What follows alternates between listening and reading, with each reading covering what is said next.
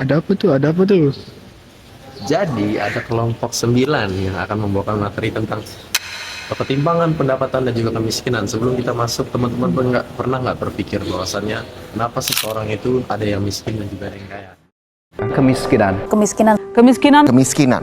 Jumlah penduduk miskin di Indonesia pada September 2022 sebesar 26,36 juta orang, naik menjadi 9,51%. Oleh karena itu kita masuk ke dalam materi ini, oke, dan yang akan kita simak lebih lanjut.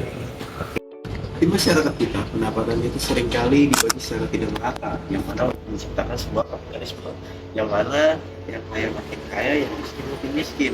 Nah, itu kan dijelaskan di piramida kita di atas sini.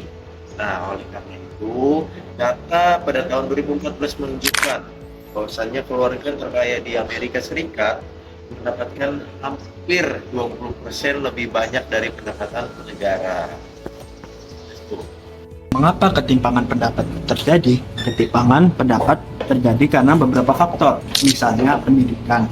Orang yang berpendidikan tinggi cenderung memiliki keahlian yang dibutuhkan di pasar, sehingga mendapatkan bayaran yang lebih.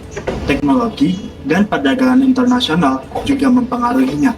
Pekerjaan berteknologi tinggi membutuhkan keahlian khusus, sehingga mendapat bayaran yang lebih. Sedangkan pekerjaan yang dapat digantikan oleh mesin atau search ke negara dengan upaya rendah seringkali terpinggirkan. Apa yang seharusnya dilakukan pemerintah? Ada berbagai pandangan tentang ini. Utilitarian percaya bahwa pemerintah seharusnya mengurangi ketimpangan untuk memaksimalkan kebahagiaan seluruh masyarakat. Liberal berpendapat bahwa kita harus melindungi yang paling lemah. Sementara libertarian percaya bahwa yang terpenting adalah proses yang adil, bukan hasil yang sama.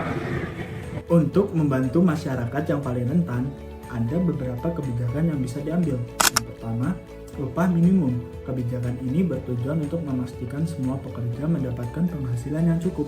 Namun, ada risiko bahwa ini bisa menyebabkan pengangguran karena perusahaan mungkin tidak mampu membayar upah lebih tinggi dan akhirnya mengurangi pekerjaan.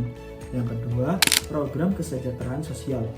Program seperti bantuan sementara untuk keluarga membutuhkan atau bantuan keamanan tambahan membantu mereka yang berada dalam kondisi sangat sulit, seperti ibu tunggal atau penyandang disabilitas. Yang ketiga itu ada pajak penghasilan negatif. Ini adalah ide di mana keluarga berpenghasilan rendah mendapatkan subsidi langsung dari pemerintah berdasarkan pendapatan mereka. Ini bisa membantu tanpa menciptakan stigma atau dorongan yang salah, seperti memicu perpecahan keluarga untuk memenuhi syarat bantuan. Yang keempat, bantuan dalam bentuk barang. Program ini memberikan bantuan langsung berupa barang atau layanan, seperti kartu belanja, untuk kebutuhan pokok dan akses ke layanan kesehatan melalui Medicare. Jadi salah satu tantangan terbesar dari kebijakan tersebut adalah menurunnya insentif kerja keras seorang karyawan. Oleh karena itu, penting bagi seorang pemerintah dapat memberikan keseimbangan antara membantu yang membutuhkan dan juga mendorong kerja keras. Ketimpangan pendapat dan kemiskinan adalah tantangan yang sangat besar yang harus kita hadapi sebagai masyarakat. Dalam memahami lebih baik, berharapannya kita dapat mendorong sebuah kebijakan yang lebih adil dan juga efektif.